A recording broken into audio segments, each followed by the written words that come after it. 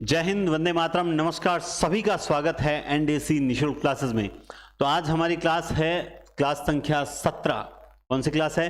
Class संख्या 17। और हम तुलसीदास जो है पढ़ रहे थे। तो बिना जो समय गंवाए उम्मीद करते हैं आपने जो आंसर की सेट वाली जो आंसर की है वो देख ली होगी। अगर नहीं देखी है तो आपको लिंक टेलीग्राम में मिल जाएगा।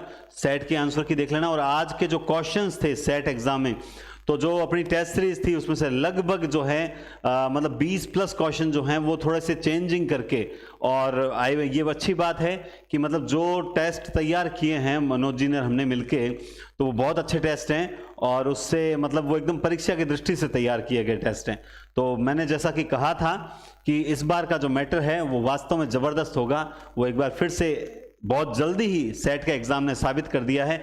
और 20 जून नेट का जो एग्जाम है वहां तक पहुंचते पहुंचते आप सब लोग जो नेट देने की तैयारी कर रहे हैं, ये पक्की बात बोल रहा हूं मैं कि आप सब लोगों की नेट जो है हो जाए। इसके लिए पूरा मैटर आपको कंटेंट यहीं पर इसी चैनल पर मिलता रहेगा। और टेस्ट सीरीज का अभी भी मैं कहता हूं कि ज्वाइन करें, बहुत फायदा होगा। चलिए, तो हमने कवितावली के बारे में तो पढ़ लिया था उस दिन कि कवितावली सन 1612 ईस्वी और भाषा ब्रज है, 7 कांड है और इसमें कवित सवैया शैली है। कौन सी शैली है? कवित सवैया शैली है। हमने इसके पद भी पढ़ लिए थे कि इसमें जो है 325 पद है। ठीक है, देखो कविता जब भी गाते हो ना तो कविता में 3 2 5 ही होते हैं। इसको यूं याद कर सकते हो कि कविता में कितने होते हैं? 3 2 5 ही होते हैं। मुक्तक काव्य ग्रंथ है, ये भी हमने बात की थी। तो ये भी ध्यान रखना कि कवितावली जो है वो मुक्तक काव्य ग्रंथ है। इसमें इसे तुलसी की क्या माना जाता है? अंतिम रचना मानी जाती है। और कुछ विद्वान जो है वो हनुमान बाहुक जो है वो इसी का अंग मानते हैं। मैंने आपको ये भी बताया था कि इसमें तुलसी के निजी जीवन और तात्कालीन समाज की दशा से संबंधित कवित है। तो तुलसी के निजी जीवन और तात्कालिक समाज के वर्णन, समाज यानी तात्कालीन समाज की अर्थव्यवस्था कैसी थी, उस वक्त के लोग मतलब किस प्रकार से गरीबी में जीवन यापन करते थे। तो तात्कालीन समाज की राजनीतिक और आर्थिक व्यवस्था का वर्णन भक्तिकाल की एकमात्र धारा करती है और उसमें भी तुलसी सर्वोपरि है। और ये जो वर्णन है ये आपको इस कवितावली के उत्तरकांड में मिलता है। तथा काशी में फैली महामारी का वर्णन भी इसी उत्तरकांड में आपको मिलेगा। काशी में जो महामारी फैली थी उसका वर्णन भी आपको कहाँ मिलता है? यहीं पर मिलता है। अब इसमें आपको मैंने एक चीज शायद किष्किंधा कांड के बारे में अगर आपको याद हो तो मैंने और भी बताई थी। बताओ देखिए क्या बताई थी? किष्किंधा कांड के बारे में मैंने आपको क्या चीज बताई थी? जल्दी से बताओ देखिए किष्किंधा कांड के बारे में। क्या आपको मैंने ये बताया था कि किष्किंधा कांड में सिर्फ एक ही छंद है? ऐसा कुछ बताया था कि नहीं बताया था? बताया था तो याद रहना चाहिए। चलिए आगे। इसे कवित रामायण भी कहते हैं। क्या कहते हैं इसे? कवित रामायण भी कहते हैं, क्योंकि कवितावली है और राम का वर्णन तो है ही, तो कवित रामायण भी कहते हैं। मैंने आपको वो भी बताया था कवितावली को लेकर कि जो रामचरितमानस है उसमें शंबुक वध की कथा नहीं है, सीता निर्वासन की कथा भी नहीं देखने को मिलती है। इस ग्रंथ की प्रमुख पंक्तियां हैं, जो ये पंक्तियां पूछी भी जा सकती है। अवधेश के बालक चारि सदा तुलसी मन मंदिर में विहरे। अवधेश के बालक चारि सदा तुलसी मन मंदिर में विहरे। तो इस चीज को भी आप लोग याद करिएगा। हनुमान बाहु को कवितावली का अंश माना जाता है। इसकी रचना बाहु पीड़ा से। तो अभी एक शॉर्ट जो प्रश्न आता है ना कि तुलसीदास जी ने बाहु पीड़ा से मुक्ति पाने के लिए किस रचना मतलब कौन सी रचना की? तो वो हनुमान बाहु के। अगर ऑप्शन में हनुमान बाहुक नहीं है तो उस कंडीशन में हम क्या करते हैं कि उस कंडीशन में हम कवितावली ऑप्शन में होगा तो कवितावली को मानेंगे। ठीक है। और आगे देखिए बरवे रामायण। बरवे रामायण जो 12 में बरवे 12 में लिखी गई थी और इसमें 69 छंद है। 69 छंद है। तुलसीदास जी ने रहीम के आग्रह पर लिखी। किसके आग्रह पर लिखी थी? क्योंकि रहीम ने बरवे नायिका भेद लिखी है, जिसे बरवे नायिका भेद के बारे में आपको बताऊंगा कि इसको किस दृष्टि से कौन सा प्रथम ग्रंथ माना जाता है जब हमारी नेक्स्ट क्लास आएगी। बिल्कुल, बरवे नायिका भेद रहीम का जो ग्रंथ है वो बहुत इंपॉर्टेंट ग्रंथ है, बरवे छंद में लिखा गया। लेकिन कुतूहल रहना चाहिए, थोड़ा सा जिज्ञासा रहनी चाहिए कि क्या होगा इसके बारे में, है ना? तो आपको बताएंगे। तो इसमें वही छंद है जो रहीम के बरवे नायिका भेद में है। कुतूहल होता है। देखो आप लोग जैसे, हाँ इसमें और कुछ नहीं है, इसमें बस इतना ही है, रहीम के आग्रह पर लिखी थी। ठीक है। जैसे अब मान लो रामचरितमानस है तो ऐसे ही इसी दृष्टि पर जो है केशवदास ने रामचंद्रिका लिखी थी। तो जब केशवदास ने रामचंद्रिका लिखी, हम लोग सब ये पढ़ते हैं, मैं अक्सर देखता हूँ, हम लोग गूगल पे सर्च भी करते हैं, कई बार प्रश्न आ जाता है और भूल जाते हैं कि जो केशव की जो रामचंद्रिका है, केशव की जो रामचंद्रिका है, हाँ, ये केशव की जो रामचंद्रिका है इन्होंने एक रात में लिखी थी, आप सबको पता है। लेकिन ऐसी क्या नौबत आ गई थी कि उसे एक रात में ही जो है वो सिलेबस कंप्लीट करना पड़ा, कि भाई सुबह पेपर था या क्या था जो एक रात में सारा सिलेबस कंप्लीट करना पड़ा। भाई नौबत तो कुछ आई होगी। तो नौबत क्या आई, जो एक ग्रंथ है, आप देखिए, बेणी माधव दास का ग्रंथ है मूल गोसाई चरित्र।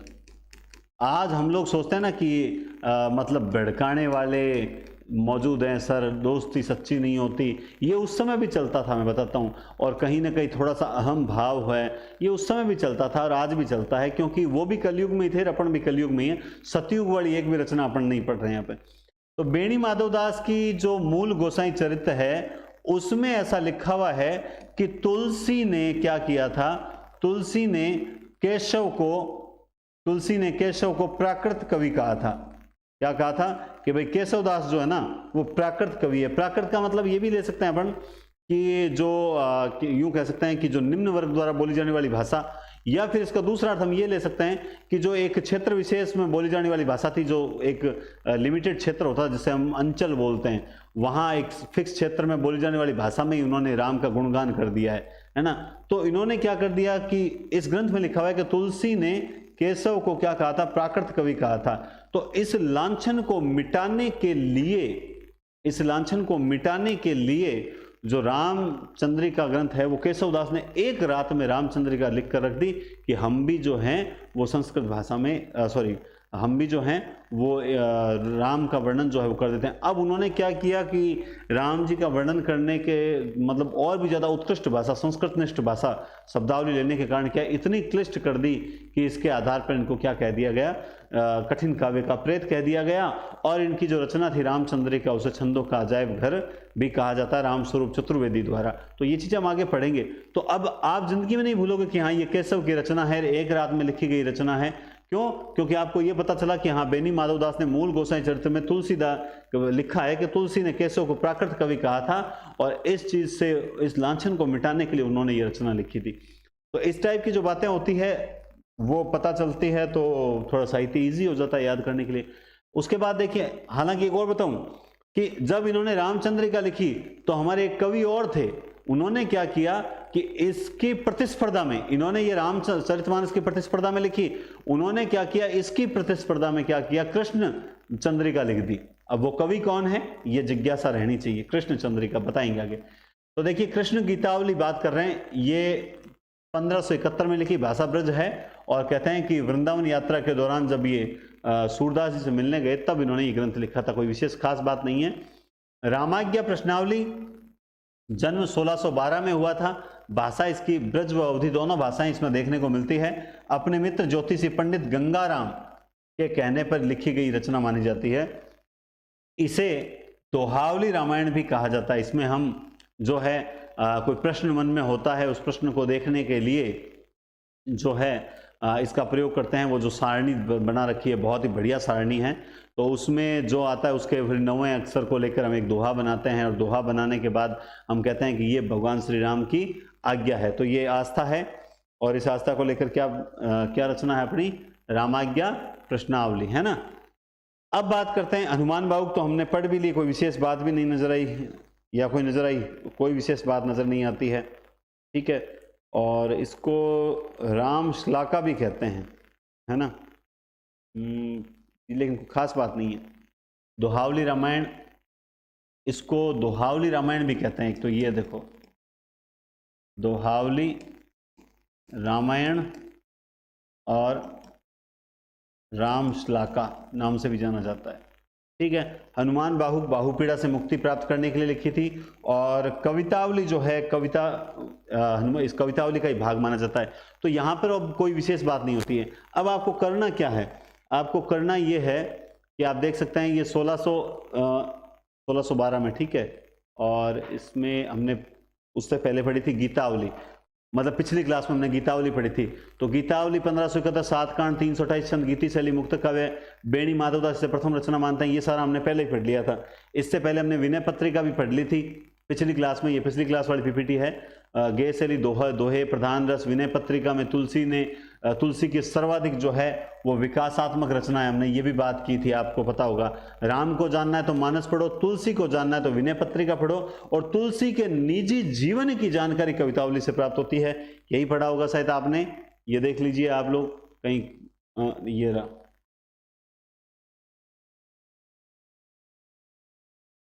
हाँ, तुलसी के निजी जीवन और तत्कालीन समाज की दशा से संबंधित कविता उत्तराखंड में है तथा काशी में फैली महामारी का वर्णन भी यहाँ मिलता है। तो ये, अब इसके अलावा और ग्रंथ देखिए, रामलला नेहचू। रामलला नेहचू, आपको मैंने उस दिन उस क्लास में ये भी बताया था कि ये तीनों मंगल काव्य हैं, ठीक है ना। मंगल काव्य का मतलब ये विवाह से मिले हुए काव्य। इसके अलावा मैंने आपको ये भी बताया था कि पंचरत्न, जो तुलसी के जो पंचरत्न हैं, तुलसीदास जो है उनकी निम्न में से कौन सी रचनाएं जो है इनके पंचरत्न में शामिल की जाती है, आपको बताया होगा, और आपको ये याद भी होना चाहिए। अगर ये याद नहीं है तो गलत बात है, मैंने उस दिन ही आपको बताया था और बहुत इजी तरीके से बताया। ये तीन तो है ही, इसके अलावा दो ब वाली है, बरवे रामायण और वैराग्य संदीपनी, ये दो ग्रंथ, और ये कुल मिलाकर पंचरत्न कहलाते हैं। तो ये 1582 है, ये भी 1582 है, ये भी 1582 है, ठीक है। ये भी अवधि में, ये भी अवधि में, ये भी अवधि में, कोई विशेष अंतर नहीं है, ठीक है। इसमें 20 छंद है, रामलला जो नेहचू है उसमें 20 छंद है, ठीक है, 20 छंद। जानकी मंगल में 20 की जगह 21 छंद है, आप यूं याद रख सकते हो। राम, उसके बाद जानकी, और फिर जानकी किसका अवतार थी? पार्वती, तो इसको क्रम से रखा। तो इसमें कितने छंद हो गए? 20 छंद है, ठीक है। उसके बाद इसमें कितने? 21 है, और क्या है? छंद है, तो 216। और फिर इसमें नीचे आते हैं तो यहाँ पे क्या हो गया? 16, तो ये 16 ले लो और एक 4। अब मतलब ये क्या सर, ये क्या आपने किया है? तो ये ट्रिक है, लिंक है, बैठे बैठे क्या करें, करना है कुछ काम, उल्टे सीधे करके याद कर लो, है ना, बस सीधी सी बात है। 20 फिर 21 फिर 16, तो 20 आए यहाँ पर, उसके बाद ये 21 हो गए, 6 लगा लिया, फिर पीछे वाली संख्या ये उठा के यहाँ आगे रख दी। क्यों मैथ में ऐसा नहीं करते हैं क्या कि यहाँ से उठा के यहाँ रख दो, इसको इसमें गुणा कर दो? वैसे हम हिंदी में कर लेते हैं, क्या दिक्कत है? याद करने का तरीका है। 20 रामलला नेहचू में है और 21 यानी 216 छंद जो है जानकी में है। पार्वती में 164 है, 164 है ना, कहीं 168 नहीं हो, फिर कह दोगे सर आपने गलत बता दिया, नोट्स में चेक कर लेना। 164 ही है पार्वती मंगल में, ठीक है। और कृष्ण गीतावली, हाँ आगे देखेंगे। फिर है दोहावली 1583 दोहे, इसमें 573 दोहे हैं, और भाषा जो है वो ब्रज है, इसकी कोई खास बात नहीं है। तुलसी के बारे में जो कथन आते हैं, कबीर के बारे में आते हैं, सूरदास के बारे में आते हैं, रचनाओं के बारे में पूछने की बजाय रचनाओं में थोड़ा सा घुमाते हैं कि कौन सी अवधि में है, कौन सी ब्रज में है, ठीक है ना, और किस रचना में क्या विशेष है, तो ये थोड़ा बहुत आता है। इसके अलावा एक चीज़ ये जरूरी है कि इनकी जो थ्योरिकल प्रश्न है ना वो जरूर आते हैं। तो मैंने पिछली 2-3 क्लासों में आपको थ्योरी जो है वो काफ़ी बताई है, वो थ्योरी जरूर याद रखना, ठीक है। वैराग्य संदीपनी, अब मैंने आपको ये भी बताया था ये 1612 की रचना मान जाती है, लेकिन कुछ विद्वान, मैंने क्या कहा था कि कुछ विद्वान वैराग्य संदीपनी को प्रथम ग्रंथ मानते हैं, न कि सारे बल्कि कुछ विद्वान मानते हैं। तो इसमें कुछ का अलग मतलब है, ठीक है ना। ये इस पर जो है वो संस्कृत भाषा का प्रभाव देखने को मिलता है, आपको ये भी पता है, ठीक है। और इस रचना के बारे में क्या है कि तुलसी ने वैराग्य संदीपनी को अखिल ज्ञान का सागर कहकर पुकारा है। अब इस रचना के बारे में ये एक ही इंपॉर्टेंट चीज है कि अखिल ज्ञान का सागर कहकर पुकारा है, ये चीज आपको याद होना चाहिए, ठीक है ना। अब मैं फिर लिख देता हूं, फिर आप भूलना मत। कुछ विद्वान इस रचना को तुलसी की प्रथम रचना मानते हैं, प्रथम रचना मानते हैं। अब आप बोलोगे सर कैसे?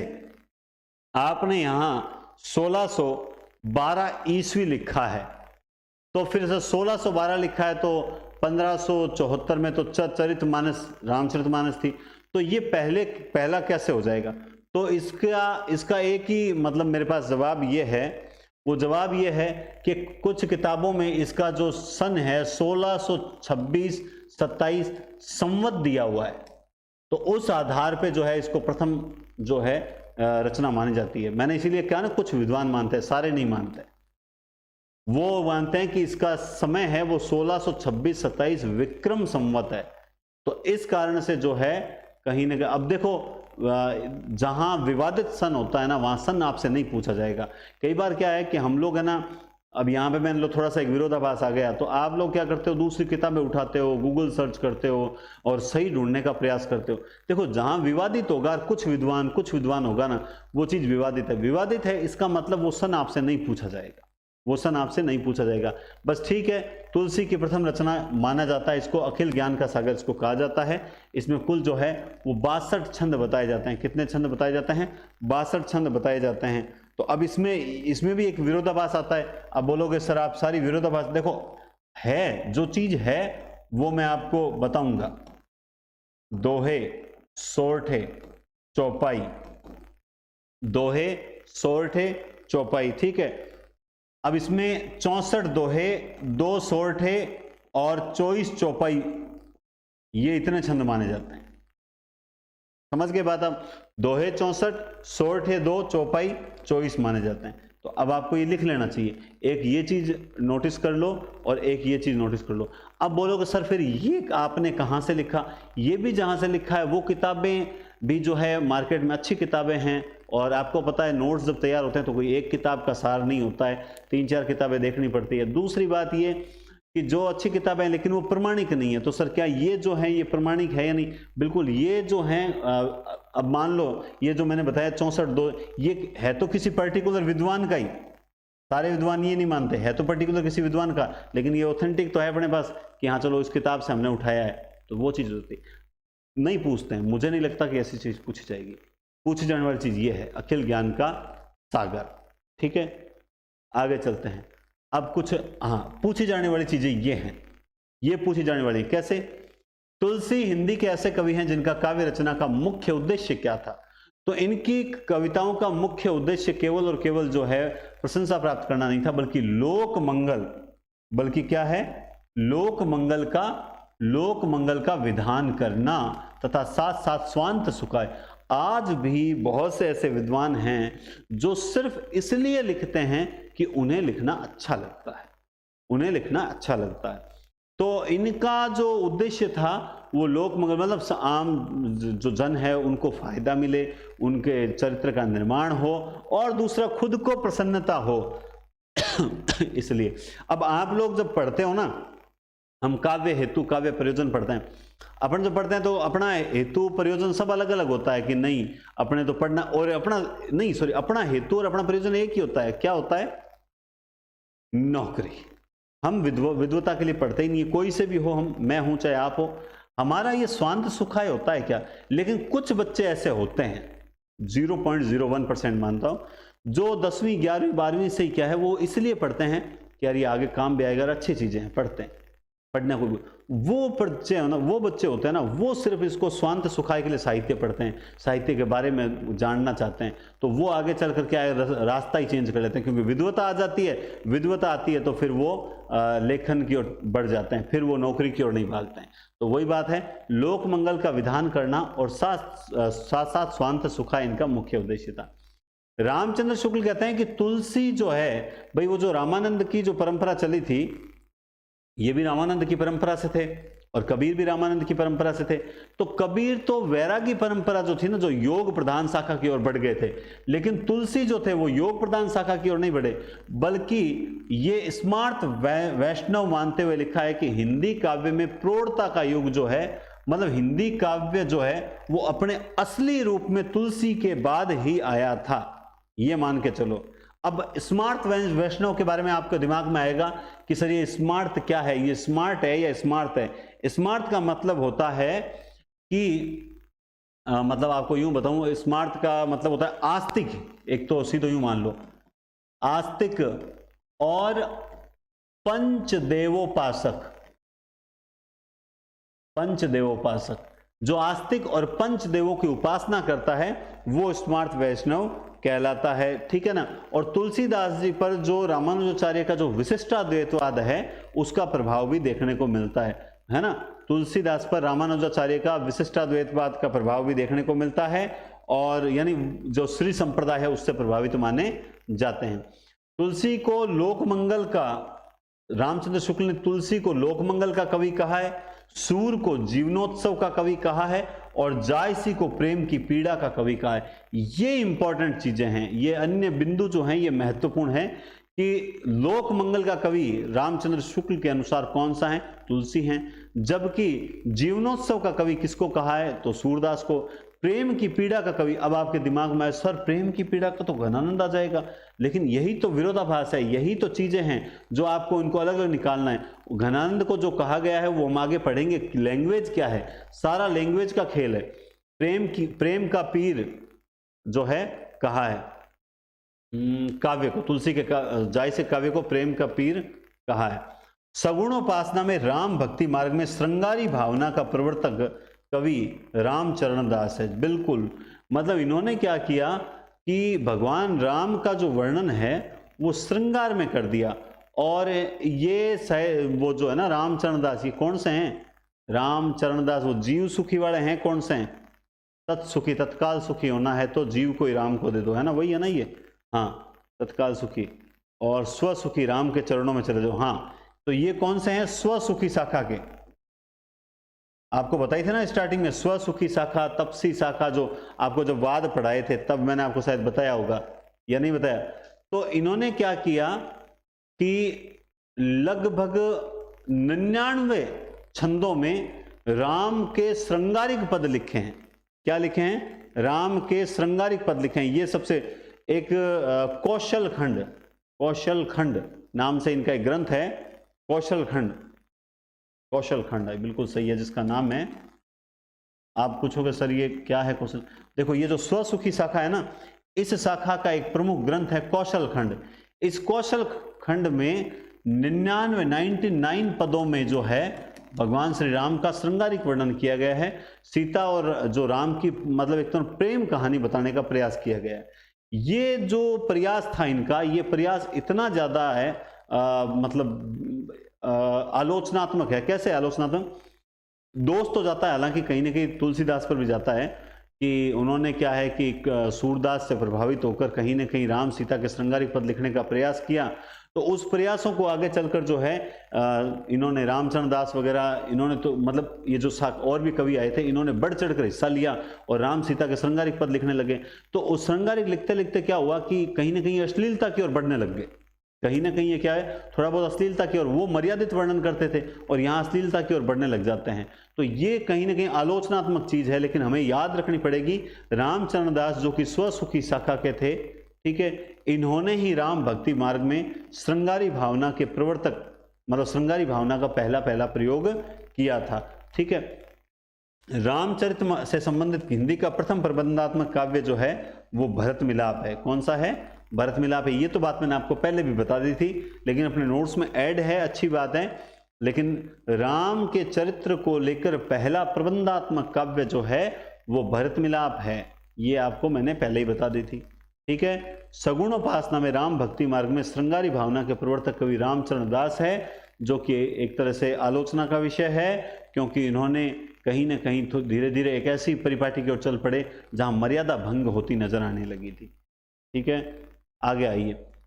अब देखिए सगुण और निर्गुण में संबंध, ये तो आप, मुझे जहां तक समझता हूं कि विद्वान और विदुषियां बैठे हैं मेरे सामने, आप जानते हैं कि अक्सर फर्स्ट ग्रेड में पीजीटी, टीजीटी और जो सेकंड ग्रेड फर्स्ट ग्रेड, वहां कोई सा भी एग्जाम हो, असिस्टेंट प्रोफेसर हो, एक प्रश्न आता है कि निम्न में से निर्गुण सगुण से संबंधित कौन सा कथन सत्य नहीं है या सत्य है। तो आपको ध्यान रखना चाहिए इनमें समानताएं क्या क्या है।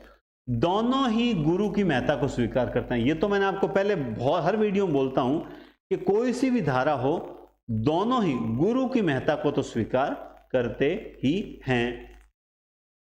समन्वयवादिता की दृष्टि से सगुण और निर्गुण में जो है वो साम्य है। बिल्कुल, ये भी मैंने आपको बताया था कि सगुण और निर्गुण दोनों को ही जो है वो मानते हैं। ये भी आप एक अच्छी सी चीज याद रखना कि अगुण ही सगुण ही नहीं कछु भेदा, अगुण ही अरे हाँ, ये पंक्ति भी बहुत इंपॉर्टेंट है। अगुणहि, अगुणहि, सगुणहि, नहीं कछु भेदा, नहीं कछु भेदा, गावही, ये बहुत प्रसिद्ध पंक्ति है। गावही मुनि पुराण, पुराण बुध वेदा, इस प्रकार से है ये पंक्ति। अगुणी सगुणी नहीं कछु भेदा, गावही मुनि पुराण बुध वेदा। ये जो पंक्ति है, क्योंकि इसमें क्या, अगुण का मतलब हो गया निर्गुण।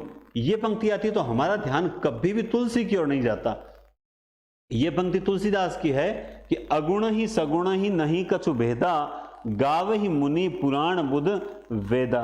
अर्थात इस पंक्ति के माध्यम से तुलसीदास जी कहते हैं कि निर्गुण और सगुण में कोई भेद नहीं है। वास्तव में ब्रह्म तो निर्गुण ही है, किंतु वो मतलब जीव उद्धार करने के लिए अवतार भी लेते आए हैं, जीवों के लिए, या मतलब मनुष्य के उद्धार के लिए, या फिर सज्जनों की पीड़ा का हरण करने के लिए जो है वो अवतार लेते आए हैं। तो ये पंक्ति जरूर ध्यान रखिएगा। ये पंक्ति जो है तुलसीदास की है। समन्वयवादिता की दृष्टि से सगुण और निर्गुण में एक साम्य है, दोनों एक ही चीज हैं, अलग नहीं हैं। दोनों ही किस पर बल देते हैं? सत्संग पर बल देते हैं, नैतिक चरित्र पर बल देते हैं। दोनों ही नाम स्मरण की महत्ता को स्वीकारते हैं। देखिए, जो लोग निर्गुण और सगुण को ढंग से पढ़ते नहीं है ना, वो लोग इनमें अंतर करके बैठ जाते हैं कि हम तो निर्गुण है। अर्थ है निर्गुण मतलब ही ठा कोनी, तू निर्गुण है ना, वो चीज है। नाम स्मरण की महत्ता स्वीकारते हैं। सगुण जो है वो तीर्थाटन पर जोर देते हैं, जबकि निर्गुण तीर्थाटन पर जोर न देकर विरोध करते हैं। ये इनमें क्या है? असमानता। ये क्या आ गई? इनमें असमानता आ गई कि सगुण तीर्थों पर जोर देते हैं, वो तीर्थ यात्राओं पर जोर देते हैं, जबकि निर्गुण तीर्थ यात्राओं का जोर न देकर विरोध करते हैं। रामचंद्र शुक्ल ने तुलसी को हिंदी का सर्वश्रेष्ठ कवि स्वीकार किया, बिल्कुल किया है। तभी तो हजारी प्रसाद द्विवेदी कहते हैं कि तुलसी के प्रति मोह कबीर के प्रति अन्याय करवा गया, है ना। शुक्ल का जो तुलसी के प्रति मोह था वो कबीर के प्रति अन्याय करा गया। अब ये कुछ एक असमानता तो वहां आ गई। अब और देखिए असमानताएं। इनकी जो मुख्य असमानताएं हैं, दोनों में किस बात को लेकर विरोधाभास होता है, उस विरोधाभास को समझना। लीला और अवतार को लेकर निर्गुण कहते हैं कि कोई लीला नहीं रचाई थी, सब काल्पनिक है, और अवतार हुआ ही नहीं था, अवतार ऐसा होता ही नहीं, ये उनका मानना है। जबकि हम सगुणियों का क्या मानना है? आपा सगुण हाँ, आपा मानना का नहीं, भगवान जन्म्या हाँ, भगवान, तभी तो हम पर्व मनाते हैं। ईश्वर के साकार रूप को लेकर वो कहते हैं ईश्वर का रूप जो है निराकार है, उसका कोई आकार ही नहीं है। जबकि हम कहते हैं कि अगर निराकार था तो फिर वो कृष्ण कौन था, फिर वो राम कौन थे, गणेश जी कौन थे, शिव जी कौन थे, है ना। सगुण भक्त जो थे वो सामान्य या उच्च वर्ग से थे। एक ये बात और आती है कि सगुण जो थे वो सारे ही सारे सामान्य उच्च वर्ग के कवि थे, जबकि निर्गुण कवि जो हैं आप देखोगे वो कहीं ना कहीं निम्न वर्ग के थे। और मैं इसमें गलत क्या है, देखो रामानंद की के भक्तों की दो धाराएं निकल पड़ी। एक धारा कौन सी? जो हम कह सकते हैं वैरागी धारा, जो कहाँ चली जाती है? कबीर से होकर, कबीर, धन्ना, रैदास वगैरह ये इस साइड चल पड़ते हैं। जो चलकर क्या कहलाती है? निर्गुण। भाई बात समझ रहे हो आप? निर्गुण। और यहां जो धारा थी वो आस्तिक, ठीक है, या पंचदेवोपासना पासक, तो यहां पर कहीं ना कहीं तुलसी वगैरह आ जाते हैं। तो सगुण भक्ति में सामान्य वर्ग या उच्च वर्ग से थे, जबकि निर्गुण में जो थे निम्न वर्ग के जो कवि थे। सगुण भगवान के अनुग्रह पर विशेष बल देते हैं, जबकि निर्गुण जो होते हैं वो आत्मविश्वास पर बल देते हैं। बिल्कुल, जो सगुण होते हैं वो किस पर बल देते हैं? सगुण होते हैं वो भगवान के अनुग्रह पर बल देते हैं, जबकि निर्गुण जो होते हैं वो खुद पर विश्वास रखो।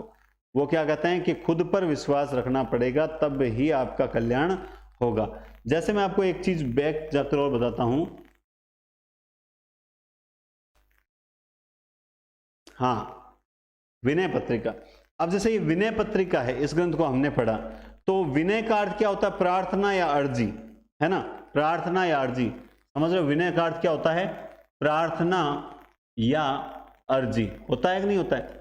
अब ये क्यों बता रहा हूं, क्योंकि मैंने अभी बताया सगुण जो होते हैं वो भगवान के अनुग्रह पर बल देते हैं, जबकि निर्गुण जो होते हैं वो आत्मविश्वास पर। तब मुझे ये रचना याद आ गई। प्रार्थना यार जी, इस विनय पत्रिका को प्रपति काव्य कहा जाता है। क्या कहा जाता है? प्रपति काव्य कहा जाता है। प्रपति काव्य। अब प्रपति क्या है? प्रपति जो है वो एक मानसिक स्थिति है। अक्सर आप बहुत जगह पढ़ोगे, ध्यान रखना ये कि ये प्रपति काव्य है। फिर हमारे दिमाग में प्रश्न आता है, ठीक है, जिसमें कि प्रपति है क्या? समझ रहे हो बात? अब तो इसमें क्या होता है प्रपति में, जब एक कोई भी व्यक्ति अपने को दीन या निराश्रित समझने लगता है और दीन या निराश्रित समझकर वो अपने आप को पूर्ण रूप से ईश्वर के प्रति समर्पित कर देता है कि जिको चोंच दी है वो चुग्गो भी देसी। समझ गए बात आप? कि भाई मुझे तो है वो, अगर उस ईश्वर ने ये चोंच दी है तो मेरे लिए दाने पानी का इंतजाम भी वही करेगा। खुद को दीन और निराश्रित मानते हुए पूर्ण रूप से ईश्वर पर छोड़ देने वाला व्यक्ति ही जो है वो प्रपति, मतलब एक प्रपति काव्य रचना करता है। सॉरी, यूं कहेंगे वो कहलाता है प्रपति। तो एक मानसिक स्थिति है जिसमें व्यक्ति अपने आप को ईश्वर के भरोसे छोड़ देता है। विनय पत्रिका एक इसी प्रकार का काव्य है, प्रपति काव्य है। इसमें तुलसी ने स्वयं को दीनहीन व्यक्ति माना है और ईश्वर से जो है वो अर्जी की है। समझ गए आप बात? उससे मतलब सिफारिश करते हैं। और इसमें खास बात क्या है कि मतलब इसमें 7 ड्योढ़ियां हैं, 7 ड्योढ़ियां, 7 ड्योढ़ी। और ड्योढ़ी मतलब समझ रहे होता है? ड्योढ़ी, ड्योढ़ी रो मतलब आप समझ सका धड़कन। दरवाजे अंदर एंट्री कराने बाजू की बॉर्डर आवे ने, कोई भी गेट के अंदर एंट्री करें तो धड़कन या ड्योढ़ी। तो अब उसमें होता क्या है कि 7 ड्योढ़ियों में वो यूं होता है कि जैसे मैं बताऊं, मतलब हर द्वार पर जाकर, जैसे गणेश जी हैं, शिव जी हैं, दुर्गा जी हैं, सबसे जो है वो तुलसीदास से सिफारिश करते हैं कि भाई आप है ना, मेरी जो वेदना है, मेरी पीड़ा है वो भगवान राम तक पहुंचाओ कि भाई मेरा उद्धार करे। तो सबसे जाकर मतलब एक तरह से क्या कहते हैं, चैक और जैक होती है ना, तो ये क्या है, तुलसीदास जी क्या जैक ले जाने का प्रयास करते हैं। तुलसीदास जी अपना उद्धार करने के लिए क्या है कि जैक लगाते हैं, कभी गणेश जी से लगाते हैं, कभी शिव जी से लगाते हैं। तो जैक जो है ना वो क्या है, ड्योढ़ी है। ठीक है, 6-7 इसमें 7 ड्योढ़ियों में काव्य हैं। समझ गए बात आप? और बाकी तो मतलब सबसे हस्ताक्षर करवाते हैं कि भाई मेरी एप्लीकेशन है, आप डिज़ायर लिखवा रहे हैं मंत्री से कि भाई मेरा ट्रांसफ़र जो है होना चाहिए। और मेन हेड के पास वो ले जाते हैं कि देखो इतने जनों ने सिफारिश की है, अब मेरी डिज़ायर पे जो है आप लोग ध्यान दीजिएगा। ठीक है, तो प्रपति काव्य का मतलब पता चल गया आपको? ठीक है, बढ़िया बात है, ये हो गया। तो भगवान सगुण जो होते हैं वो भगवान के अनुग्रह पर विशेष बल देते हैं, जबकि निर्गुण जो होते हैं आत्मविश्वास। अब आइए भक्ति काल के अन्य महत्वपूर्ण कवि। आप देखिए इनका काल मैंने बड़ा बड़ा लिखा है क्योंकि कुछ लोग इसे जो है वो कहीं ना कहीं रीति काल में पढ़ते हैं। कवि गंग 1535 से 1617 ईस्वी जो है इनका काल है। गंग का पूरा नाम गंगा प्रसाद था। गंग बीरबल के बचपन के मित्र थे तथा रहीम के भी विशेष कृपा पात्र थे। कवि गंग एक ऐसे शख्सियत हैं, एक ऐसी अपने आप में एक विचारधारा थी एक गंग। कवि गंग के साहित्य को हमारी किताबों में न लगाना कहीं ना कहीं जो है वो हमें संस्कृति से दूर ले जाने का प्रयास है, मेरा ऐसा मानना व्यक्तिगत विचार है। मैं आपको बताऊं, मतलब आप खुद देखिए कि जो शिक्षा होती है वो हमें कभी संस्कृति और संस्कारों से दूर लेकर नहीं जाती है। शिक्षा जो होती है ना वो हमेशा, मतलब आप यूं मान लीजिए, शिक्षा कभी भी संस्कृति या संस्कारों से दूर नहीं ले जाती है, लेकिन जो हमें दूर ले जा रही है वो फिर शिक्षा कैसी। एक समय था जब लोग घरों के बाहर लिखा करते थे श्री गणेशाय नमः। समय बदला, लोग लिखने लगे रिद्धि सिद्धि, दरवाजे के दोनों ओर रिद्धि सिद्धि। फिर समय बदला, चलो समय बदला, थोड़ी सोच बदलती है, समय बदला, लोग लिखने लगे शुभ लाभ। फिर समय बदला, लोग लिखने लगे सुस्वागतम। फिर समय बदला, लोग लिखने लगे वेलकम। यहां तक तो ठीक था, मगर सोच कितनी बदल गई कि लोग लिखने लगे कुत्ते से सावधान। देख लीजिए, जहां गणेश जी विराजमान थे आज वहां दरवाजों पर कुत्ता विराजमान है। समय वही था, एक समय था जब लोग घरों के बाहर द्वारपाल रखते थे ताकि कोई कुत्ता अंदर ना आ जाए, और आज लोग कुत्ता रखते हैं कि कोई इंसान अंदर ना आ जाए। अब आप खुद जो है निर्णय कीजिए, तरक्की कुत्ते ने की है या इंसान ने की है। तो ये संस्कृति की जब बात आती है तो कवि गंग जैसे व्यक्ति जरूर याद आते हैं। और आप देख लीजिए, आप लोग आजकल हम सब लिखते हैं कुत्ते से सावधान, बाकी गणेश जी को हमने हटा दिया है और पतन कर रहे हैं, संस्कृति का जारी है। तो गंगा प्रसाद था, बीरबल के बचपन के मित्र थे। इनकी कविताओं में 3 मुख्य वर्णित विषय हैं। इनकी कविताएं जो लिखी है उसमें 3 आपको मेन विषय मिलेंगे।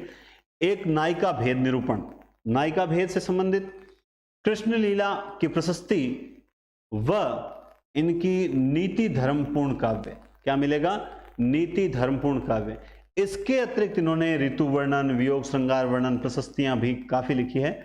रहीम के विषय में लिखी गई प्रशस्तियां जो है, रहीम के विषय में लिखी गई प्रशस्तियां जो है, एक सेकंड, हाँ जी, प्रशस्तियां प्रसिद्ध है। गंगा की भाषा परिष्कृत ब्रज भाषा है, कविता व सवैयों, खैर छोड़ो इसको। अब देखिए इनकी कुछ रचनाएं, गंग पदावली, गंग पचीसी, गंग रत्नावली, चंद छंद वर्णन की महिमा आप जानते हैं, ये तो बहुत प्रसिद्ध रचना है और 2-3 बार आएगी आगे। कवि गंग वास्तव में बहुत श्रेष्ठ कवियों में से एक है और कवि गंग का नाम समस्या पूर्ति के संदर्भ में भी प्रसिद्ध है। वे अपने समय में नर काव्य करने वाले कवियों में सर्वश्रेष्ठ माने जाते हैं। ये वही कवि है जिसको हाथी से कुचलवा दिया था, आप जानते भी हैं, हाथी से कुचलवा दिया था। और लेकिन ये झुके नहीं थे। उस समय की बहुत बड़ी बात बताते हैं कि इनका जो अंतिम छंद था जिससे अकबर नाराज हुआ था, वो छंद क्या था कि एक को छोड़ी बीजा को बजे, बीजा मतलब दूसरो, अपन जैसलमेर साइड में बीजा शब्द आवे, बीजो मतलब दूसरो, कि एक को छोड़ी बीजा को बजे, एक को छोड़ी बीजा को बजे, रसनासु करो उस लब्बर की, एक को छोड़ी बीजा को बजे, रसनासु करो उस लब्बर की, अब तो गुनिया दुनिया को बजे, लिए बांधत पोट अटब्बर की। और कवि गंग तो एक गोविंद को भजे, कछु संकन मानत जब्बर की, कछु संकन मानत जब्बर की, जिनको हरि की परतीति नहीं, कर सो करो मिली आस अकब्बर की। ये पंक्तियां थी इनकी। तो इन पंक्तियों को सुनकर अकबर ने कहा कि गंग, इसका सीधा सीधा अर्थ बता मुझे, तू कहना क्या चाहता है ना, तू कहना क्या चाहता है, सीधा सीधा अर्थ बता। तब अकबर ने, कवि गंग कहते हैं कि एक हाथ घोड़ा और एक हाथ खर, कहना था सो कह दिया, करना है सो कर। एक हाथ घोड़ा एक हाथ खर, कहना था सो कह दिया, करना है सो कर, लेकिन पीछे नहीं हटे। और शायद वो जब एकदम फाइनल, जब एकदम हाथी के नीचे कुचलवाने लगते हैं तो सभा को लास्ट हाथ जोड़ते हैं, तब भी है कि कभी न भड़ुआ रंग चढ़े रण चढ़े, कभी न बांबी बम्ब, इस प्रकार से है ना। मतलब तुलसी का अंतिम प्राण, ऐसे अगली पंक्ति याद नहीं है। तो ये मतलब बहुत बढ़िया व्यक्ति थे जिन्होंने मतलब झुकना तो सीखा ही नहीं। खड़ी बोली गद्य में रचित चंद छंद वर्णन की महिमा इनकी सर्वाधिक प्रसिद्ध रचना है। इन्होंने एक जो, जैसे आज हम कहते हैं कि रुपया ही सब कुछ हो चुका है दुनिया के लिए, तो ये आज की बात नहीं, सोचिए उस समय, कहाँ हम पढ़ रहे हैं, भक्ति काल पढ़ रहे हैं, उस समय भी इन्होंने रुपये के बारे में क्या कह दिया था कि मात कहे मेरो पूत सपूत है, बहन कहे मेरो सुंदर भैया, तात कहे मेरो है कुल दीपक, लाज में लोक में लाज रुधिर बंधैया, और नारी कहे मेरो प्राणपति, नारी कहे मेरो प्राणपति, और जीवन जानरी लेऊं बलैया, और कवि गंग कहे सुन साह अकब्बर, सोई बड़ो जिन गांठ रुपैया। तो उस समय रुपया कह दिया कि सब रुपया जब पास में होता है तो सब जो है वो अपने ही नजर आते हैं। तो बहुत अच्छे अच्छे छंद लिखे हैं जो मैं आपको हमेशा सुनाता हूँ। बश्मी लगावत शंकर के अहिलोचन बीच। अब वो जो छंद है आप लोगों ने सुना होगा, आप में से कईयों ने, कि कवि गंग जब अकबर के दरबार में गए तो अकबर ने मसखरी करने के लिए ऐसे ही पूछ लिया कि जो गवर अपन अभी गणगौर चल रही है था, सब ने ठाए, तो गणगौर जो चल रही है, तो गणगौर में जो गवर यानी माता पार्वती जो है मुख यूं करके, मतलब जब स्त्रियां शर्मा कर हंसती है तो मुख पीछे करके और पल्लू से ढक के, तो गवरें यूं मुख यूं करके क्यों हंसी, माता पार्वती मुख जो है वो यूं करके क्यों हंसी थी, तब वो चिंतित होते हैं और चिंतित होकर घर आके सोचते हैं कि भाई अभी आपा तो कहीं सोचा कि मन्ने का था क्यों हंसी ला। तो कवि गंग भी ऐसे ही सोच रहे था कि भाई आखिर ऐसे क्यों हंसी थी। तब उनकी बेटी उनसे भी बड़ी विदुषी थी, उन्होंने कहा बस इतनी सी बात है। तब वो ये छंद बोलते हैं कि भस्मी लगावत शंकर के अहिलोचन बीच पड़ी झड़के, ताही फुकार शशि के लागी अमृत बूंद पड़ी टपके, और वनराज उठे गर जाए रहे तब नंदी सुर भाग गए डर के, कवि गंग कहे सुन सहा अकबर तब गवर हंसी मुख यूं करके। तो ये जो छंद हैं ये इनमें बहुत गजब रहस्य, अभी आपने पढ़ा ना समस्या पूर्ति के संदर्भ में, तो ये जो समस्या पूर्ति थी कि भाई वो क्यों हंसी, ये समस्या है, इसका निजा कीजिए, आप इसका सॉल्यूशन निकालिए, तब वो बताते हैं। ऐसे बहुत से प्यारे प्यारे छंद लिख रखे हैं कवि गंग ने, आप जितना पढ़ो उतना कम है, लेकिन हम सब नहीं पढ़ेंगे ना, इसीलिए कम का कम ही रहेगा, हम नहीं पढ़ेंगे, ऐसा मन में आता होगा। चलिए हम आगे रहीम जी की ओर चलते हैं। 1556 से 1627, 1556 से 1627 ये बैरम खां के पुत्र थे। किसके पुत्र थे आप जानते हैं? बैरम खां। बैरम खां, इनका पूरा नाम अब्दुल रहीम खाने खाना। ये अपनी दानवीरता और परोपकार के लिए प्रसिद्ध हैं। रहीम का हृदय द्रवीभूत होने के लिए कल्पना की उड़ान की अपेक्षा नहीं रखता था। देखो ARC की परिभाषा ये है कि रहीम का हृदय द्रवीभूत होने के लिए कल्पना की उड़ान की अपेक्षा नहीं रखता था। वह संसार के सच्चे और प्रत्यय व्यवहारों में ही द्रवीभूत होने के लिए पर्याप्त, कोई खास तो नहीं है, पा जाता था। रामचंद्र शुक्ल कोई खास नहीं है, छोड़ो। इनकी रचना है नगर शोभा, बरवे नायिका भेद, मदनाष्टक, खेट कोटुक जातकम, दोहावली और रहीम काव्य, श्रृंगार सोठा, रास पंचाध्याय। देख लीजिए ये रचना भी आपको इसकी इनकी नजर आएगी। अब आप सोचोगे सर ये रचना तो हमने कभी पढ़ी नहीं है, लेकिन आपने नहीं पढ़ रखी इसका मतलब ये भी नहीं है ना। एक सेकेंड, आपने नहीं पढ़ रखी इसका मतलब ये नहीं है कि यह ऐसी रचना नहीं है, तो थोड़ा बहुत आपको ध्यान भी रहना जरूरी है, ठीक है। चलिए तो अब आपको बताते हैं कौन सी चीज, बरवे नायिका भेद के बारे में। ये अवधी भाषा में लिखा गया प्रथम रीति निरूपक, प्रथम जो है रीति निरूपक ग्रंथ माना जाता है, ठीक है ना। और ये जो है वो किससे प्रभावित है? ये भानुदत्त की रसमंजरी, भानुदत्त की जो रसमंजरी है उससे प्रभावित माना जाता है, ठीक है। एक ही बात इंपॉर्टेंट है इसमें, और बाकी ठीक है रचनाएं थोड़ी सी आप जरूर याद रख लेना। नगर शोभा जो है, नगर शोभा में क्या है कि उसमें अलग अलग जातियों की जो स्त्रियां हैं उनका वर्णन किया गया है। बरवे नायिका भेद के बारे में आपको बता दिया। मदनाष्टक जो है वो कृष्ण से संबंधित ग्रंथ है, ये रहा मदनाष्टक जो है वो कृष्ण से संबंधित है। खेट कौतुक जातकम ये थोड़ा इंपॉर्टेंट है, ये क्यों इंपॉर्टेंट बताता हूं। खेत ये क्या है? ये संस्कृत फारसी, मतलब इसमें हिंदी फारसी नहीं है। ये जो खेट कोतुंग जातकम है ना, ये संस्कृत फारसी में लिखा गया, मतलब फारसी मिश्रित संस्कृत ग्रंथ है, ज्योतिष ग्रंथ है। ये है तो ज्योतिष ग्रंथ लेकिन फारसी और संस्कृत भाषा में, ठीक है। इसके अलावा इसमें और रहीम में कोई कुछ नहीं पूछेगा। नरोत्तम दास, नरोत्तम दास लिख दिया यहां पर, नरोत्तम दास है। नरोत्तम दास के बारे में आप जानते हैं, शिव सिंह सरोज के अनुसार ये संवत 1602 में संवत 1602 ईस्वी में वर्तमान क्या थे, ठीक है। सुदामा चरित इनकी प्रसिद्ध रचना है, बस एक रचना याद रखना, सुदामा चरित। और ये पढ़ लिया था शायद हमने, ध्रुव चरित, विचार माला। ये यहां से प्रश्न आएगा तो ये एक ही आएगा बस, और इसके अलावा कोई प्रश्न नहीं आएगा। कि जो नरोत्तम दास है उनकी रचना है सुदामा चरित, ध्रुव चरित और विचार माला। इसके अलावा उसमें से कोई प्रश्न नहीं आने वाला, घबराने की कोई बात नहीं है। फिर बात आती है बनारसी दास जैन की।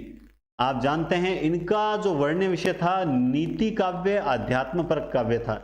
वैसे नीति काव्य में जाने जाते हैं। ये भी जात पात, छुआछूत, हिंदू मुसलमान भेदभाव के विरोधी थे, बिल्कुल ठीक है। इसमें हिंदी की पहली आत्मकथा अर्धकथानक लिखी थी। और आप जानते हैं कि मुझे इंपॉर्टेंट कहाँ लिखना पड़ेगा, यहाँ लिखना पड़ेगा, क्योंकि हिंदी की पहली आत्मकथा अर्धकथानक। अब प्रश्न क्या आता है, सर इसका नाम जो है, इसका नाम अर्धकथानक क्यों है? बनारसी दास ने इसका नाम अर्धकथानक क्यों लिखा? क्योंकि बनारसी दास ने जब ये रचना लिखी तो वो उनका मानना था कि मनुष्य की जो आयु है वो 100 वर्ष होती है, वो 100 वर्ष मान, और उन्होंने जब ये रचना लिखी तब उनकी आयु जो थी वो 55 वर्ष थी। तो उनको लगा कि भाई आधा जीवन तो बीत गया है ना, तो आधे जीवन का, और आत्मकथा अभी तक कितने, मतलब आधा जीवन बीता है 50, तो मैं 100 वर्ष की आत्मकथा लिखने से रहा कि मैं आगे क्या करूंगा, तो इसलिए इसका नाम पूरा कथानक नहीं है, पूरी कहानी नहीं है, आधी कहानी है, इसलिए इसका नाम अर्धकथानक है। ये 1641 ईस्वी में लिखी गई थी, कर्म प्रकृति प्रधान, ठीक है। और अच्छा, ये 1683 का है, बनारसी पद्धति, मोक्ष मदि, ध्रुव वंदना, कल्याण मंदिर। ये मेरे टाइप मित्र ने क्या है, पूरी रचनाएं डाल दी, कोई इंपॉर्टेंट नहीं है, आप अर्धकथानक को याद रखना, और ध्रुव वंदना, मुक्तावली कोई नहीं है, फालतू टेंशन मत लेना। एक ये लिख लेना, वेद निर्णय, बाकी ये कोई काम की नहीं है, वेद निर्णय, ठीक है। बनारसी दास में से इतना ही है। भक्ति काल में रचित कुछ रीति काव्य भी आप देख सकते हैं, जैसे उनमें एक तो है कृपाराम जी की हित तरंगिणी, जो कृपाराम जी खिड़िया हैं, इन्होंने राजिया सोरठा भी लिख रखे हैं, आप जानते हैं ये भी। ये जो हित तरंगिणी है ये नायिका भेद की सबसे पुरानी पुस्तक है, इसका रचना काल 1541, देखो बहुत बढ़िया है, 1641 में कौन सी है, 1541 में कौन सी है, इस तरीके से याद करते हैं ना, 100 साल का गैप रख के भी, तो भी कुछ इंपॉर्टेंट रचना याद हो जाती है। तो नायिका भेद की सबसे पुरानी पुस्तक हित तरंगिणी कृपाराम जी की है, इसका रचनाकाल 1541 ईस्वी माना जाता है। डॉक्टर नगेंद्र ने हिंदी रीति निरूपण परंपरा का प्रारंभ इसी ग्रंथ से माना है। तो बिल्कुल हिंदी में जो रीति निरूपण परंपरा का जो प्रारंभ है वो इस हित तरंगिणी से ही माना जाता है, कृपाराम जी ने लिखी थी, और इसका रचनाकाल 1541 ईस्वी में। ये कृपाराम जी वही तो हैं खिड़िया साहब जिनका राजिया सोरठा लिखा है, या कोई दूसरे हैं? उनके कई दोहे आपको पता है प्रसिद्ध हैं। राजिया सोरठे को याद है क्या किसी को? बहुत ही अच्छे दोहे हैं, अगर याद हो तो। जैसे एक तो है ना, वो कौन सा है, सिंगादानी शिकार मुश्किल राजिया,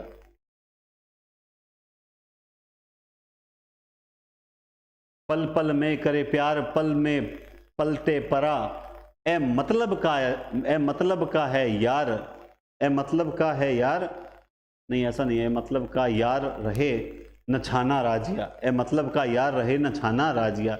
मतलब जो आपको कभी तो आपके साथ प्रेम से व्यवहार करते हैं, कभी आपके साथ जो है पीछे वार करते हैं, ऐसे जो दोस्त होते हैं वो वास्तविक दोस्त नहीं होते, है ना।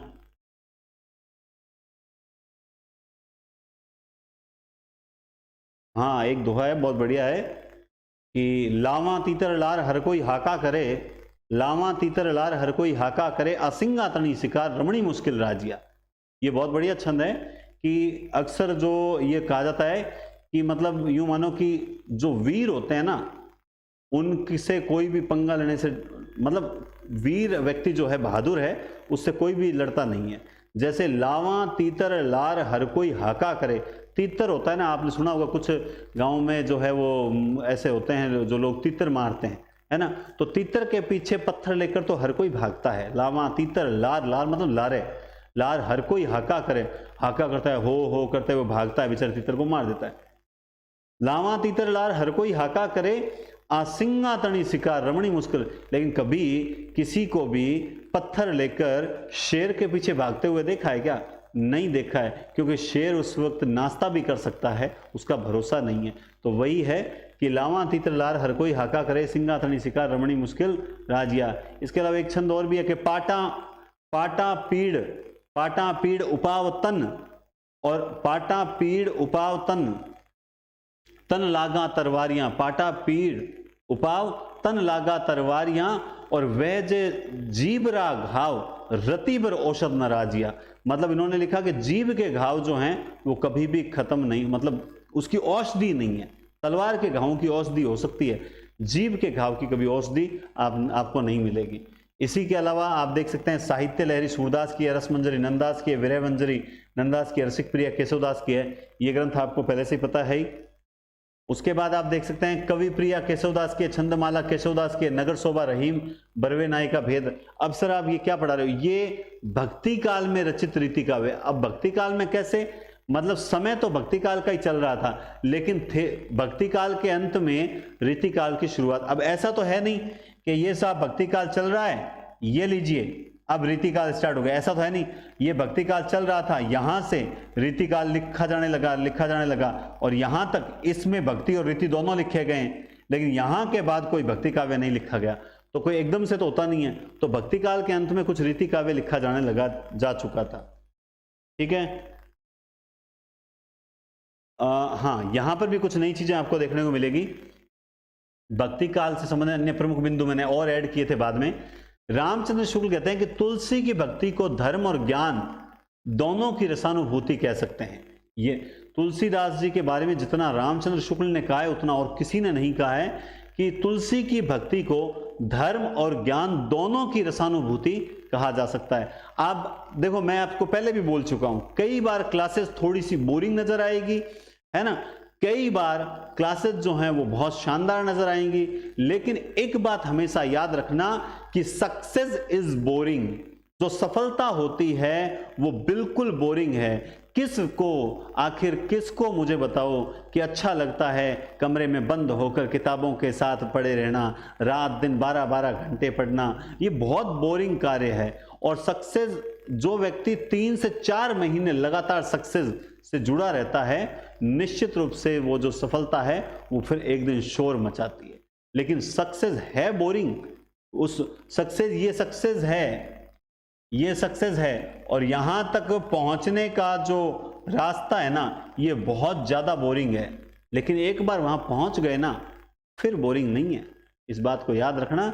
इसलिए थोड़ा सा आपको कहीं कहीं नजर आएगा यार बोर हो रहे हैं सर, तो यहाँ पे मैं कोई जो है आपको मेगा ट्रेड फेयर या कोई जो क्या बोलते हैं वो फन वर्ड, वो तो लगा नहीं रहा हूँ कि सर यहाँ बोर हो रहे हैं। क्लासेस हैं और आपको पता है कई बार बोर होना भी पड़ेगा।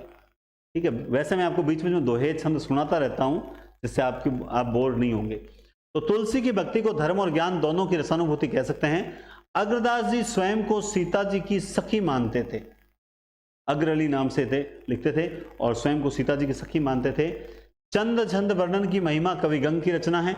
कवि गंग उत्तरी भारत में खड़ी बोली को अपने साहित्य का माध्यम बनाने वाले संभवतः प्रथम थे, और विरुद्ध छत्री जो है वो दुर्सा आढ़ा ने लिखी थी। भक्ति काल की वीर गाथापूर्ण रचना है कौन सी? ये बहुत इंपॉर्टेंट चीज है, ये जीके के लिए भी इंपॉर्टेंट है और जो है आपके हिंदी के लिए भी, कि भक्ति काल में वीर गाथात्मक रचना कौन सी है? तो वो दुर्सा आढ़ा द्वारा लिखित विरुद्ध छत्री है। क्योंकि ये सबको पता है विरुद्ध छत्री दुर्सा आढ़ा की है, लेकिन इसका जो काल है वो पता होना जरूरी है। तो दुर्सा आढ़ा विरुद्ध छत्री, ये भक्ति काल में वीर गाथापूर्ण लिखी गई रचना है, जिसमें महाराणा प्रताप की वीरता का वर्णन देखने को मिलता है। आगे चलते हैं। आनंद रघुनंदन जो प्रथम नाटक माना जाता है, ये विश्वनाथ का है, ये भी भक्ति काल के दौरान लिखा गया था। नाभादास की भक्तमाल से ही भक्त परंपरा का सूत्रपात माना जाता है। और एक बात याद रखना, नाभादास को रसिक संप्रदाय से, नाभादास जो है वो रसिक संप्रदाय से संबंधित थे, ठीक है। और नाभादास की जो भक्तमाल है, इसकी प्रथम टीका जो है वो प्रियादास ने लिखी थी। किसने लिखी थी? प्रियादास ने लिखी थी। भक्तमाल की जो है प्रथम टीका है ना, वो लिखी थी प्रियादास ने, ठीक है। रामानंद में दास्य भाव की भक्ति की थी, रामानंद ने दास्य भाव की भक्ति की थी, तथा 10 प्रकार की भक्ति का विवेचन है। अतः नाभादास ने उन्हें दसदा भक्ति का अवतार कहा है, दसदा भक्ति का अवतार कहा है। अब देखिए, ये आप, मुझे पता है आप तो भूलोगे, आप भूल भी चुके होंगे।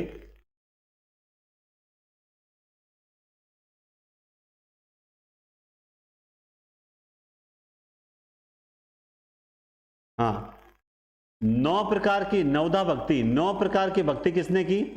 तुलसी, ठीक है। और 10 प्रकार की भक्ति किसने की? अभी लिखा हुआ है नीचे, रामानंद। और 11 रूपों में भक्ति किसने की? तो की थी सूरदास ने। ये 3 याद रहना चाहिए, ठीक है। और अतः नाभादास ने, अच्छा, इनको दसदा भक्ति का अवतार कहा किसने? नाभादास ने कहा। ये भी जरूर आप लोग याद रखिएगा, क्योंकि याद रखने वाली भी चीजें हैं और रखनी भी चाहिए, नहीं तो गड़बड़ हो जाएगी। क्लियर बताता हूं, ठीक है। और इसके अलावा तो कोई है ही नहीं। हाँ, एक चीज और बताता हूं, ये जो प्रथम टीका लिखी थी प्रियादास ने, इसका नाम रखा था रसबोधिनी। क्या नाम था इसका? रसबोधिनी। ये लिखा था ना। भक्तमाल की प्रथम टीका प्रियादास ने लिखी थी, रसबोधिनी नाम से लिखी थी। कॉलेज लेक्चरर में ये प्रश्न शायद पूछा गया है। ठीक है, मैंने आपको थोड़े दिन पहले ही बताया था कि प्रिया जो है, प्रियादास, ये प्रियादास जो है इसको हल्के में मत लेना, ये बहुत हैवी कवियों में से एक है प्रियादास। राजस्थान में गलता, जयपुर में रामानंदी संप्रदाय की प्रमुख पीठ है। खैर ये कोई खास बात नहीं है। ठीक है, हित हरिवंश, जो हित हरिवंश की रचना के कारण इन्हें श्री कृष्ण की वंशी का अवतार कहा जाता है। ठीक है, ये कुछ मतलब अच्छी चीजें मिल जाती है जो अन्य महत्वपूर्ण बिंदुओं में ऐड हो जाती है। हित हरिवंश का नाम सुना ही है आपने। राधा वल्लभ संप्रदाय जो चलाया था वो किसका था? राधा वल्लभ संप्रदाय किसका था? हित हरि। और हमने कैसे ट्रिक याद की थी कि जो राधा का हित तो है वो हरि ही देख सकता है। तो राधा वल्लभ संप्रदाय वाले हित हरिवंश की रचना के कारण उन्हें श्री कृष्ण की वंशी का अवतार कहा जाता है। और बिठुल विपुल हरिदासी संप्रदाय के कवि हैं ये। इनको नाभादास ने इन्हें रस सागर कहा है। तो अब यहाँ पे दो चीज क्या आती है? नाभादास ने दसदा भक्ति का अवतार तो किसके कहा है? दसदा भक्ति का अवतार तो कहा है रामानंद को। किसको कहा है? रामानंद को। और जो रस सागर की उपाधि जो दी है वो किसको दी है? बिठल विपुल। किसको दी है? बिठल विपुल। बात समझ गए? तो ये हो गया आपके भक्ति काल, और इसी के साथ जो है वो भक्ति काल कंप्लीट। और नोट्स देखो, मैं फिर कह रहा हूं, जो लोग बना रहे हैं बनाइए। सेट का एग्जाम हुआ, टेस्ट सीरीज में से बहुत अच्छे क्वेश्चन आए, क्योंकि पिछली बार वाली जो कमियां थी उसको आप छोड़ें। अब की बार के पेपर्स जो हैं वो 2 जनों मिलकर बनाए हैं और कॉपी पेस्ट नाम की चीज नहीं है। सबसे अच्छी बात है क्वेश्चन का संकलन है। किताबों से अच्छे प्रश्न लिए हमने, प्रतियोगिता साहित्य से भी अच्छे प्रश्न लिए हैं, और भी जो किताबें वहां से भी हमने प्रश्न उठाए हैं जो अच्छे हैं। एक तो रिपीटेड नहीं होंगे, सबसे खास बात यह है। दूसरा, नोट्स जो हैं उनमें ऐड कीजिए। लिखने वाला समय जो है उसको ज्यादा से ज्यादा जो है आप क्या करिए, उसको रिवीजन कीजिए। जैसे इतना हो गया ना, अब आपको क्या करना है, कल की क्लास नहीं है तब तक इसी को रिवीजन करिए। सर नोट्स कहाँ मिलेंगे? नोट्स हिंदी पॉइंट एप्लीकेशन पर। आप कोई सी भी एक टेस्ट सीरीज लेते हो, ठीक है, टेस्ट सीरीज लेते हो तो उसके साथ आपको जो है हिंदी पॉइंट नोट्स और टेस्ट सीरीज दोनों मिल जाएंगे। और जो संपूर्ण हिंदी का जो कोर्स है, वो जो संपूर्ण हिंदी, उसमें फर्स्ट ग्रेड सेकंड ग्रेड सब भी हैं, वो अगर आप लेते हो तो उसमें आपको 50 से ज़्यादा टेस्ट मिलेंगे। मैं फिर कह रहा हूँ, इतनी गजब प्रैक्टिस होगी कि सिलेक्शन न होने की कोई गुंजाइश भी नहीं बचेगी। ये तो क्लियर है। बाकी आप लोगों की इच्छा सर्वोपरि, हरि करे सो खरी। आपका बहुत बहुत धन्यवाद। मिलते हैं कल रीतिकाल की क्लास के साथ।